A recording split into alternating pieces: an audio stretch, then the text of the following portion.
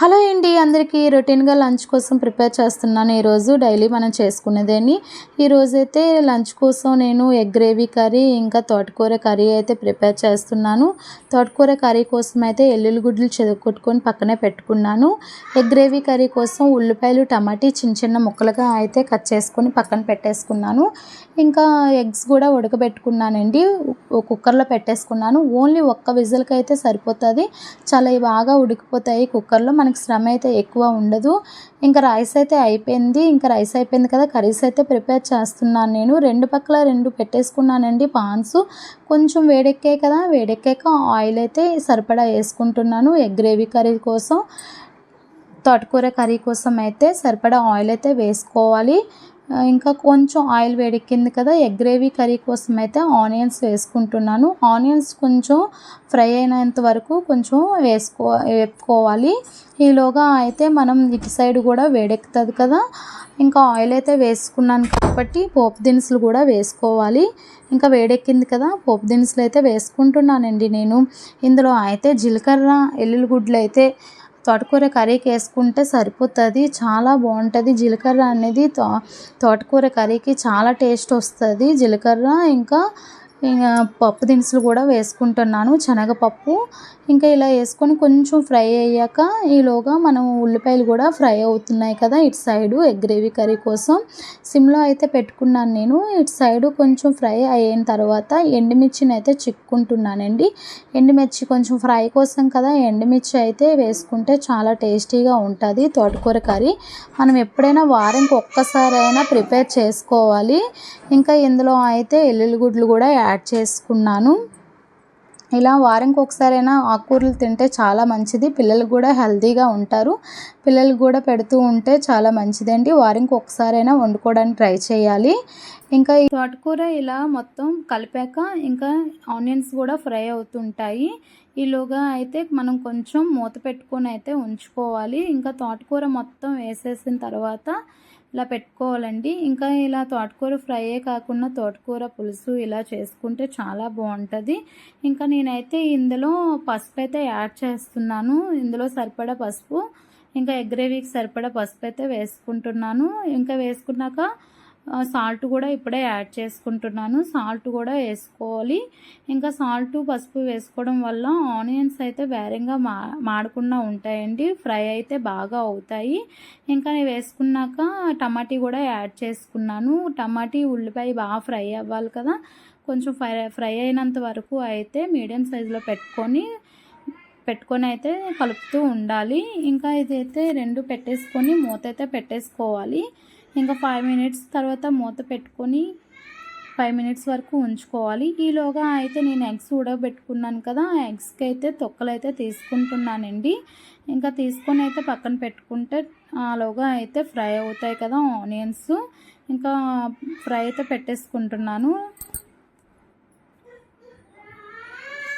మొత్తం ఎగ్స్ అన్నీ ఉడికిపోయాయి కదా, చాలా బాగా తొక్కలు వస్తాయండి. ఎగ్స్ అన్నీ కుక్కర్లో పెట్టుకోవడం చాలా అస్సలు చిదగడం ఏమీ ఉండవు, బాగా వస్తాయి. కుక్కర్లో ఒక్క విజిల్కి సరిపోతుంది. నేనైతే ఎగ్స్ ఉడకబెట్టేటప్పుడు ఎప్పుడు కుక్కర్లోనే పెట్టేసుకుంటాను. ఇంకా 5 మినిట్స్ అయింది కదా, ఇంకా రెండు కూడా కలుపుకోవడానికి ఒకసారి అయితే మూత తీసుకొని కలుపుకోవాలి. ఇంకా రెండు కలుపుకుంటున్నానండి. ఇంకా ఆనియన్స్ అయితే ఫ్రై అవుతున్నాయి. ఇంకా సిమ్లో అయితే పెట్టుకోవాలి. తోటకూర కర్రీ కూడా సిమ్లో పెట్టుకొని ఫ్రై చేసుకోవాలి.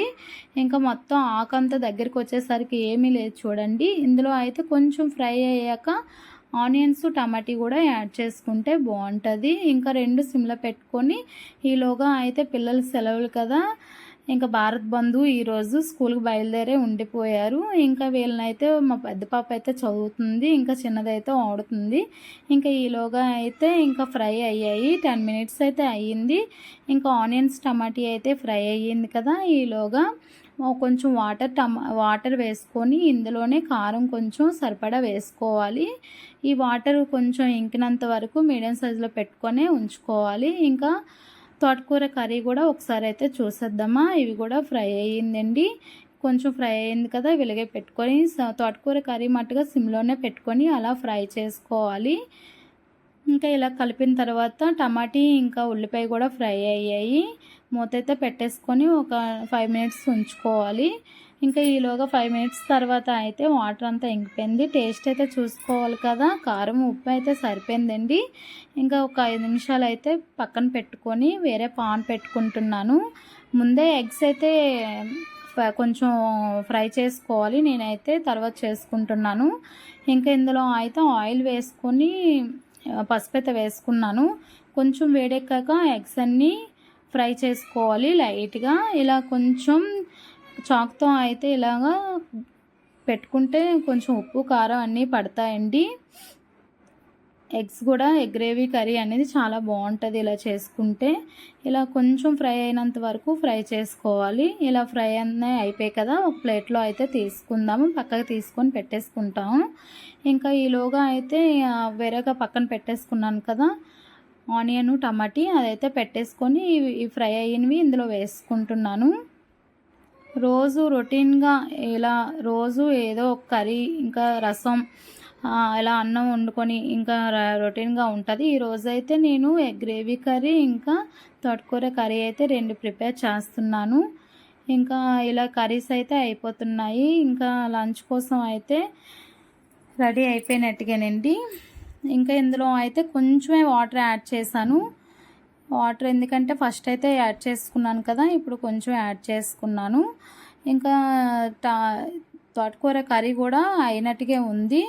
కొంచెం ఇది కూడా టేస్ట్ చూద్దాము, సరిపోయింది. ఇంకా స్టవ్ అయితే ఆఫ్ చేసుకున్నాను, బాగానే ఫ్రై అయిపోయింది.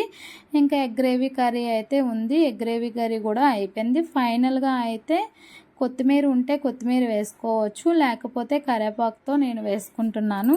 ఇంకా ఫైనల్గా అయిపోయిందండి, గ్యాస్ ఆఫ్ చేసుకోవడమే. లంచ్ కోసం అయితే కర్రీస్ అయితే ప్రిపేర్ అయిపోయి, రసం కూడా అయిపోయింది. ఇంకా లంచ్ ప్రిపేర్ అయిపోయినట్లే. ఇంకా రోజు డైలీ అయితే ఇలాగే ఉంటాయి కదా.